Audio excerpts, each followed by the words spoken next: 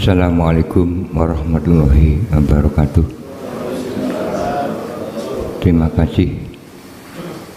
Kula badhe sanggit niku ciri-ciri ibadah itu yang pun makrifat dumateng Allah Subhanahu wa taala. Niku wonten pinten ciri-cirine nomor tunggal. Nomor kali masalah salat. Salat niku anggotani salat niku wonten ngadeg rukuk sujud lungguh. Ngadeg rukuk sujud lungguh menika kula umpamaken wadahe ndonga dumateng ngersanipun Allah Subhanahu wa taala.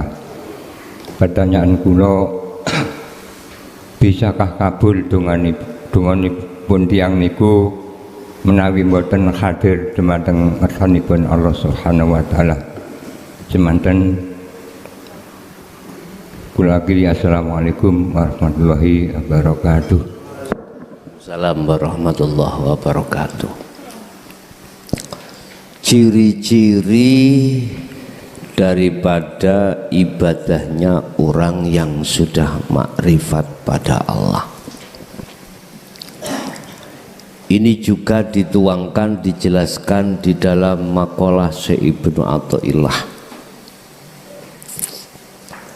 Ammal arifuna la yarawna li anfusihim syai'an. Pertama, amaliyah apapun yang muncul pada dirinya si arif tadi, la yarawna, beliau tidak melihat dari dirinya. Beliau tidak merasa, tidak meyakini sumber amaliyah itu dari dirinya. Itu yang pertama. Ini tanpa kecuali, Pak. Amaliyah apapun nih. Yang kedua, amaliyah apapun yang muncul di luar dari dirinya, la yarawna, beliau tidak akan pernah melihat, merasa, meyakini dari makhluk itu sendiri. Tidak. Yang terakhir, bal yusyahiduna annal fa'ila huwallahu ta'ala. Justru di dalam benak beliau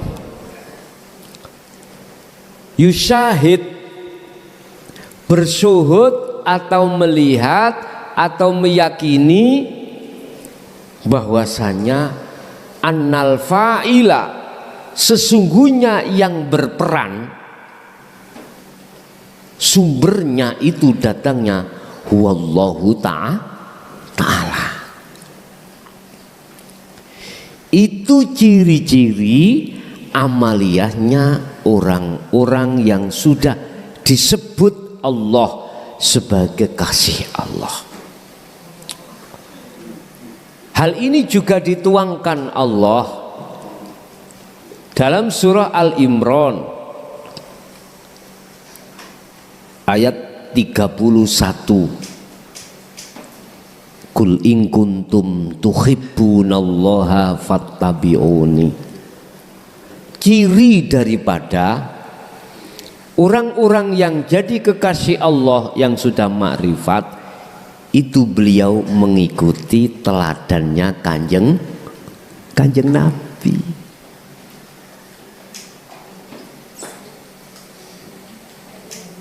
Ini kita bicara tentang kekasih Allah. Fattabi'uni yuhibbukumullah, kan kekasih Allah.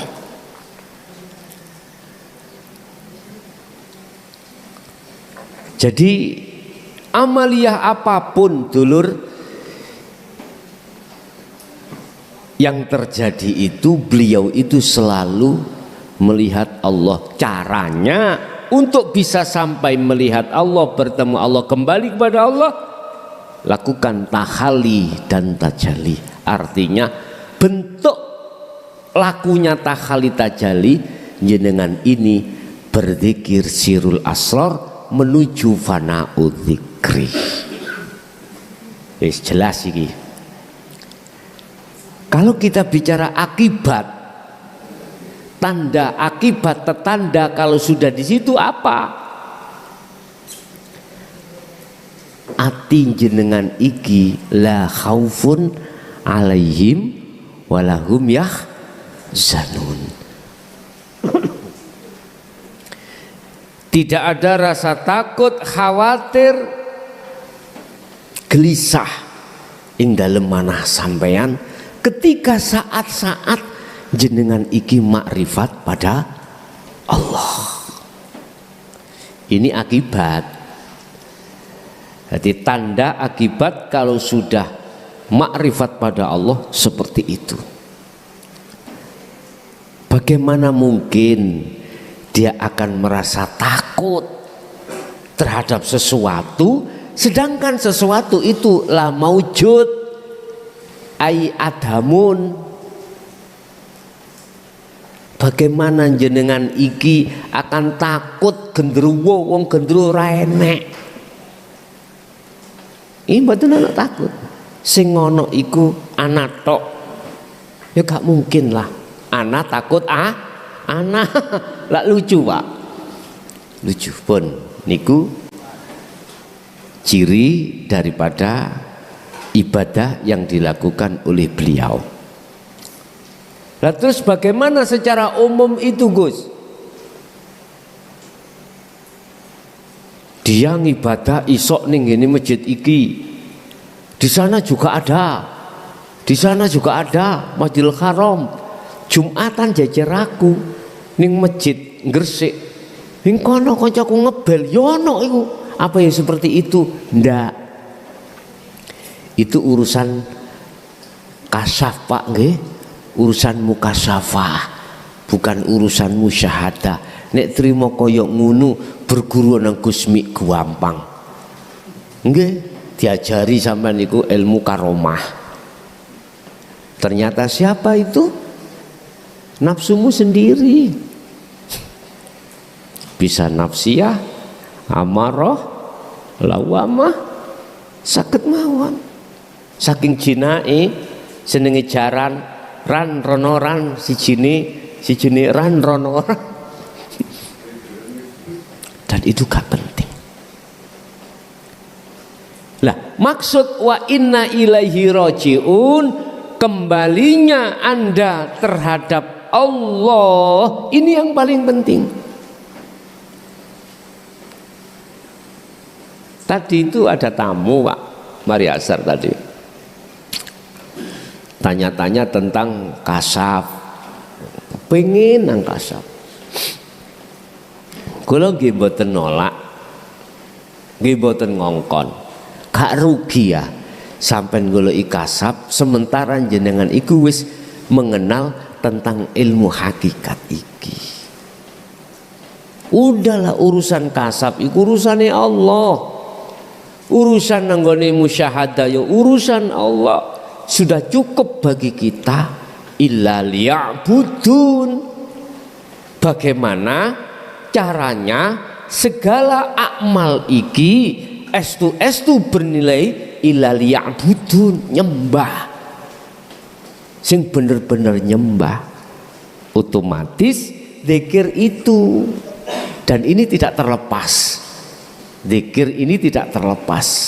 Makanya banyak ayat-ayat sing ngebabno masalah zikir perlunya untuk kita kumandangkan. Al-Ahzab juga Allah katakan ya ayyuhalladzina amanu dzkurullaha dzikron katsiron, supaya ngekeh-ngekehno. Cuman buat umat Islam kebanyakan itu faham zikir itu di syariat saja. Paling mentok ning thariqah. Zikir sir paling mentok. Sedikit sekali yang gelem dan mau untuk berzikir yang dimaksud Al-Quran ini, zikir yang bisa sampai pada Allah, sirul asrar dan fana'u zikri. Mengapa demikian? Ya wis zamane ket dhisik niku ora dibuka, Pak. Sekarang wis penutup zaman, zaman sudah penghujung, Allah buka. Kalau sudah dibuka berarti sudah nemen, Pak. Parahnya iman kita pada Allah sudah nemen, akhirnya dibuka. Sejarah mbah buyut kita, guru-guru kita dulu, Pak, nggak akan pernah dijelaskan sirul asrar dari sisi ilmu teori, mboten pernah. Tapi mengapa beliau-beliau terus mendapatkan itu? Karena tekunnya dia itu satu berzikir apa yang disampaikan gurunya, dan di situ nanti ada waktu yang tertentu yang ditentukan Allah kasih itu sirul asrar. Karena sam'an wa ta'atan terhadap Allah. Sampeyan tanya, nggak mungkin. Baru-baru ini aja lah, 2014 itulah Pak, mulai dibuka sirul asr itu. Dulunya isyaroh aja lah. Karena apa? Karena ini sudah penghujung zaman, Pak. Sudah akhir kita itu. Yang kedua, sudah parah iman kita sebagai manusia terhadap Allah. Makanya dimesisak nih ambil Allah. Kalau ini sudah dimesisakkan, apa ya? Dibuka belar, apa ya? Vulgar ya, vulgar. Kok ya masih tetap umat manusia itu menolak? Ya udah, nggak ada solusi lagi kecuali penghancuran. Lihat sejarah-sejarah kaum sebelum Nabi Muhammad, seperti itu dihancurkan. Sebab apa? Kenemenan oleh maidunang Allah itu kenemenan. Lawang tingkatane Nabi Yunus, Nabi itu saja diingatkan, dihukum, dimakan ikan besar itu karena merasa zalim dirinya pada Allah, dihukum. Apalagi kita, berarti ngibadah apa yang dilakukan orang makrifat itu pandangan orang umum, itu dikatakan wali manakala sudah tahu perkara yang akan terjadi. Bukan, Pak, bukan itu. Iku mah bonus aja di dalam kasaf, Pak, bonus. Bagaimana mungkin diaman arif iku mau wong sing makrifat iku iso lihat Allah? Gak iso. Wong jenenge wong manusia, sifatnya Adam, tidak wujud. Mana mungkin bisa melihat yang wujud? Ya gak mungkin lah. Yang bisa melihat yang wujud, ya yang wujud sendiri pun. Itu yang pertama. Terus yang kedua, Bapak, pertanyaan yang kedua terkait masalah sholat, ayat doa. Ini kalau boleh saya klarifikasi dan saya kritik, doa kita yang ada di syariat keliru kabeh. Keliru kabeh. Kok iso keliru kabeh? Kita minta terhadap yang memiliki, kita tidak menemui dulu yang memiliki. Aneh. Kan sudah dijelaskan, ud'uni astajib lakum. Jaluka sira ngger awakmu ning ingsun. Kongon metu iki dhisik. Niki lho, aku kebanyakan nak mboten. Ati iki metuki apa sing dijaluk? Tidak metuki sapa sing duweni sing lho, makane tak kritik. Aja ngono, dulur. Sebab di sini ada istifham, Pak. Apa istifham? Satu pertanyaan. Jikalau rupanya istifham. Jikalau kau betul-betul mintanya terhadapku, yo astajib, maka tak sembadani. Lah kuwi njoke nafsu. Berangkat teko nafsumu. Ya wis, ya nafsumu kono kek isih. Ngene umpama Gusti Allah disiwak, Pak. Diungkuri lah gampangane. Wis gini aja. Si A si B, si A butuh barangi si B, sepeda motor utawa apa lah. Apa gunung? Apa pelem sebabnya bojonya istrinya nyidam. Gak usah taren moro nanggone si B, Pak. Diogrok-ogrok. Kira-kira si B bagaimana? Ngamuk tak? Pasti ngomong pencuri. Coba kalau si A tidak mengambil pelem dulu, dia itu terlebih dahulu menemui si B dengan tadarruan, ngandap asor. Cak, bojoku nyidam. Angsal kula nyuwun pelem niku, aku yakin dengan ikhlas ridho dikengen mundut. Bahkan oleh memberi lebih daripada apa yang dia minta. Cukup 2, misalkan yang dibutuhkan nyonyanya, pasti dikasih mbusak kresek mo. Itu pasti. Karena si B merasa diwongni. Lah ngoten nggih, iku ibarat mawon. Allah juga begitu. Kita ndak. Kita itu mengharapkan hasil. Hati itu menghadap terhadap hasilnya. Hasilnya itu lah makhluk sih, Pak. Yang kita minta. Makanya saya katakan keliru cok ndongamu iku. Ndongamu kudu makrifat nang Allah dulu. Nek wis ana kuno, yakinlah, makanya astajib iki jawaban pasti, Pak. Jawaban pasti niki. Mboten insyaallah. Astajib karena apa? Karena yang menjawab ini Allah. Apabila kau mintanya terhadapku, astajib, maka aku akan mengijabahi lakum maring sira kabeh. Niki ayat ini kudu disosialisasikan. Berarti Anda kudu makrifat dulu. Jalannya ikuti Rasulullah di jalur dinul haq dulu. Kalau sudah njalu ora popo. Berarti ketika jenengan minta pada Allah bahasa hablum minan nas itu, okelah secara syariat Anda minta opo gunung, tapi hati sampean itu menghadapnya terhadap Allah, tidak menghadap terhadap makhluk. Inilah yang kami sebut doaul khudri.